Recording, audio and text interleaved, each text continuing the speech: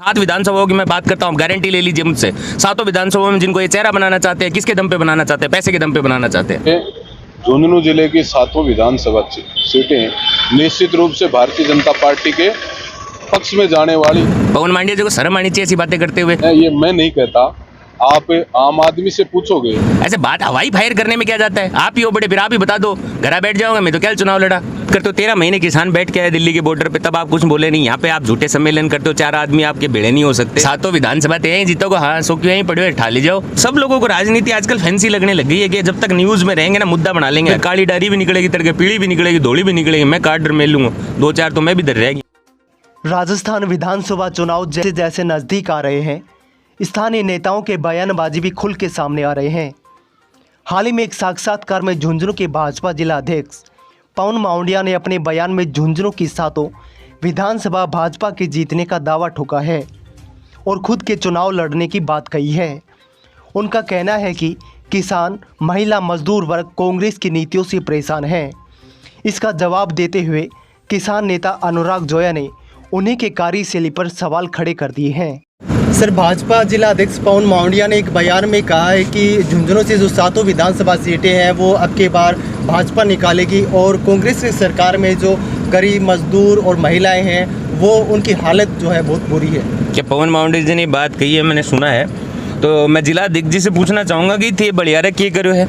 भाजपा सरकार की ऐसी नीतियां बता दो ना जो किसान, मजदूर और महिला के लिए सुरक्षित रहे। महिला की बात मत कीजिए, आप सब मणिपुर के लिए एक बयान नहीं दे पा रहे हो, ठीक है।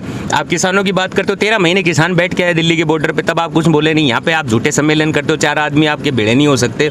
जो टिकट की दावेदारी के लोग हैं उनको आप 100 गाड़ियाँ, 150 गाड़ियों का आप झांसा देते हो। तो ऐसे तो आप भीड़ इकट्ठी करते हो। कैसी किस किसान की बात कर रहे हो आप? दूसरी तरफ मैंने देखा आप ये कहते हो कि साहब पेपर लीक का इतना बड़ा मामला हुआ है जिसमें गहलोत सरकार फेल रही है। मेरा सवाल आपसे सीधा सीधा ना, आप ये बताओ, पेपर जो लीक कर रहे हैं उसके अंदर जो सरगना है, जो ये कोचिंग इंस्टीट्यूट्स के मालिक है, जो ये काम करवा रहे हैं, क्या उनको टिकट की दावेदारी नहीं करवा रहे आप? कहाँ से आ रहे हैं वो लोग? कल तक जो राजनीति में जो 2 साल पहले पैदा हुआ है, किसके दम पे उछल रहे हैं? वो पैसे के दम पे उछल रहे हैं। जो भाजपा का कार्यकर्ता है, जो 10 साल से, 15 साल से, 20 साल से संगठन के लिए लगा हुआ है दिन रात, आपने सबको किनारे कर दिया। आज आपने एक चलन चला दिया बीजेपी के अंदर की जो पैसा देगा उसको टिकट मिलेगी। आप बता दीजिए अगर ये सत्य नहीं है। 7 विधानसभाओं की मैं बात करता हूँ, गारंटी ले लीजिए मुझसे। 7 विधानसभाओं में जिनको ये चेहरा बनाना चाहते हैं, किसके दम पे बनाना चाहते हैं? पैसे के दम पे बनाना चाहते हैं। पवन मांडिया जी को शर्म आनी चाहिए ऐसी बातें करते हुए। ये नहीं हुआ, वो नहीं हुआ। कौन सी नीतियों में आप किस दिन नजर आए थे? आप बता दीजिए। यहाँ पे किसान जब पीछे फसल खराब होती गिरदावरी के लिए कितने नेताओं ने यहाँ पे आंदोलन किया था और पिलानी के किसानों को आपने मुआवजा दिलवाया था? कौन सी विधानसभा में दिलवाया, ये बता दीजिए ना आप। ऐसे बात हवाई फायर करने में क्या जाता है? आप ही हो बड़े, फिर आप ही बता दो। घर बैठ जाओगे, मैं तो क्या चुनाव लड़ा। 7 विधानसभा यहीं जीतोगे, हाँ सो क्यों यहीं पड़े हुए ठा ले जाओ।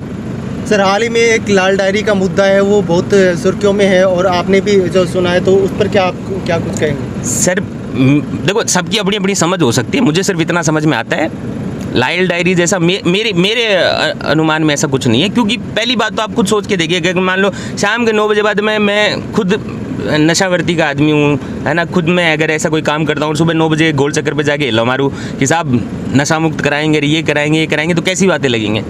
आप महिलाओं की सुरक्षा की बात करते हो, आप खुद ऐसे कार्यक्रम करते हो जिसके अंदर ऐसे काम होते हैं, तो प्लीज़ बख्शिए इन चीज़ों को। और ये तो चुनावी सरगर्मियों में ऐसी बातें आपको शोभनीय नहीं है। जिस संगठन के साथ, जिस पार्टी के साथ में आप रहे हैं, जिस पार्टी ने आपके लिए इतना कुछ किया, उसके बारे में ऐसी बातें नहीं करनी चाहिए। और अगर सच में ऐसा कुछ है तो मैं कहता हूँ अभी भी समय है। हम एकदम से गलत थोड़ी ना कह रहे हैं। अगर आपके पास में सच में साक्ष्य हैं जिसके अंदर किसी भी सरकार ने या किसी मंत्री ने ऐसा कुछ गलत काम किया, तो लोगों के बीच लाओ ना साहब। हम आपके साथ खड़े, लोग खड़े। अगर सच में जनता के साथ गलत हो तो हमें आपके साथ में पेश करो ना।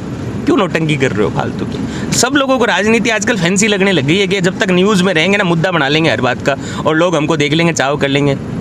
4-4.5 साल जनता की जब बात करनी होती है तब आप करते नहीं। और राजनीति का जब चुनाव का दौर आता है तब आप ऐसी नई मन गढ़ंत कुछ ले आते हो जिसको बस वो एक कहते हैं ना कि एक फैंसी बन जाए कि हाँ लोगों की जुबान पे चला जाए। किसी से व्यक्तिगत मतभेद नहीं है। सच में अगर कोई जनता के साथ में गलत कर रहा है, चाहे कोई भी सरकार हो, आप उसके लिए आवाज़ उठाइए, लेकिन साक्ष्य तो दीजिए। अब लाल डायरी है, इतने दिन हो गए, एक पन्ना बाहर आया नहीं है।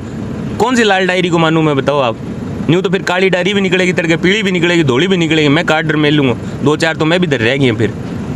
सर, आप हाल ही में आप ही एक लोकतंत्र समझाओ यात्रा जो कर रहे हैं पिलानी विधानसभा चुनाव को लेकर के, आपके बार आप क्या कहेंगे?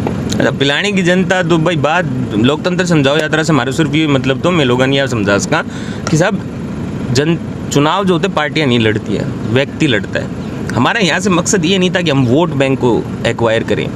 4 महीने पड़े यहाँ पे, कोई मुझे दिख नहीं रहा है, कोई राजनीति जैसा माहौल क्यों नहीं दिख रहा है? क्योंकि यहाँ के नेताओं ने, मैंने कहा ना, कारण यही है ना, कुछ 2 साल पहले पैदा हुए नेता, कुछ 3 महीने पहले पैदा हुए नेता, उनके दिमाग में बस ये बैठा हुआ है कि साहब गाड़ियाँ घुमा देंगे, पोस्टरबाजी करा देंगे, दारू पिला देंगे, चुनाव जीत जाएंगे, ऐसा काम चल रहा है। तो हम लोगों को बस इतना समझाने कि साहब आपके पास में एक बहुत बड़ी ताकत है। तो आप क्या मानते हैं सर, चुनाव लड़ने के लिए पैसा इतना ज़रूरी है कि क्या नहीं, या फिर मन्नत तो लागे को नहीं, क्योंकि मार्गन को नहीं लड़न लाग रहा है, ठोक बजा रहा है और मैं तान कह देऊँ और रिजल्ट बता देगो, नतीजों बता देगो ताना आप ही कि पीसा कौन सी है। जनता के दिल में छाओ साहब, जनता के वास्ते काम करो, तान कोई कौन रोक सके।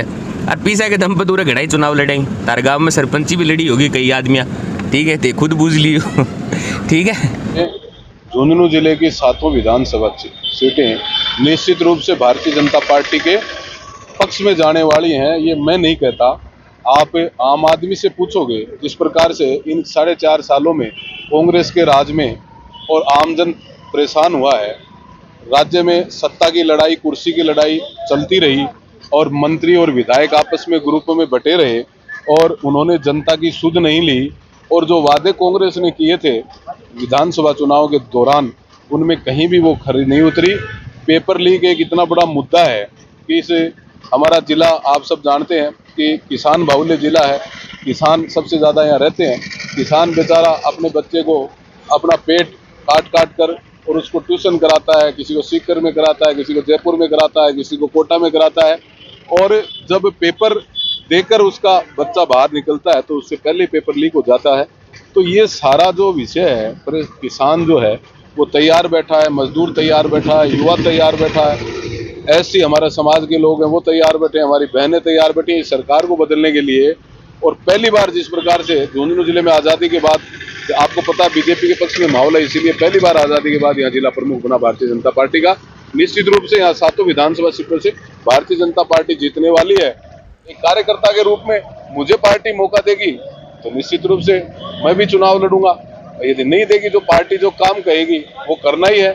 दूसरा, जो आपका प्रश्न ये था कि आपकी प्राथमिकता क्या रहेंगे, माननीय मोदी जी के नेतृत्व में और पूरा देश जिस प्रकार से प्रगति की ओर है, समाज के अंतिम पंक्ति में बैठे हुए व्यक्ति का कल्याण करने में माननीय प्रधानमंत्री जी लगे हुए हैं और उन्हीं के आदेशानुसार जो हमारी पार्टी की रीति नीति है वही हमारी प्राथमिकता है।